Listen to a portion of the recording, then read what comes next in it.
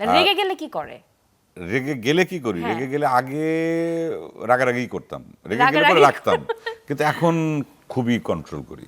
একজন হয়তো একটা বাজে, আর এটা সোশ্যাল মিডিয়াতে সবসময় ঢুকলে পরেই নানান সময় মেজাজ গরম হবে বিভিন্ন কিছু দেখে, কিন্তু আস্তে নিজেকে বোঝাই যে কুল কুল কুল।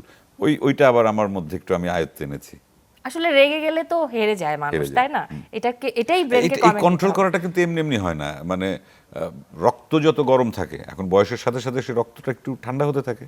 তা আগে চাইলে পরে রক্ত গরমের পরিমাণ এত গরম ছিল যে চাইলেও ঠান্ডা হতে পারতাম না, কিন্তু এখন রক্ত আগের মতো গরম নেই, রক্ত ঠান্ডা হয়ে গেছে। রক্ত একটু ঠান্ডা হয়েছে, তখন একটু কন্ট্রোলে আনাটা সহজ। এখন পর্যন্ত অভিনয় করা নিজের কোন সিনেমাটা বেস্ট মনে হয়?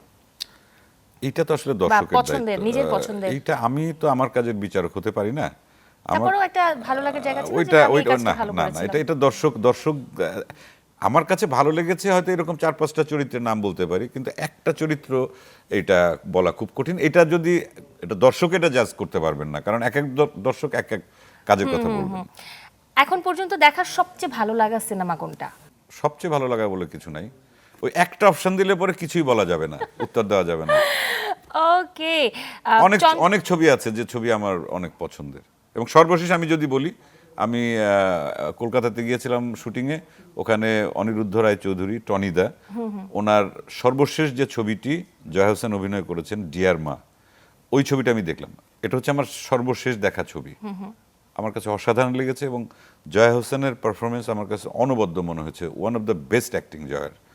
এটা একটা প্রিয় সিনেমা হয়ে থাকবে লাস্ট আমার। যেটা দেখা লাস্ট সেটার কথাই বলো। আগের কথা আর বাদ দিলাম, বললাম না, অনেক ওকে। ছবি আছে। আচ্ছা, চঞ্চল চৌধুরী একটা রোমান্টিক ছবি বানাবে, সেখানে নিজের বিপরীতে কোন নায়িকাকে চাইবে সে?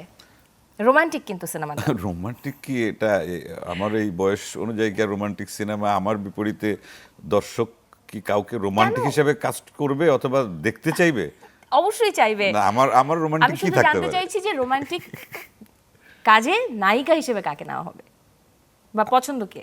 আমার সেটাও তো অনেক অপশন আছে। একটু শুনি না, দুই চারটা শুনে ফেলি এটা। সেক্ষেত্রে রোমান্টিক যদি বলি, জয়ার কথাই বলতে পারি।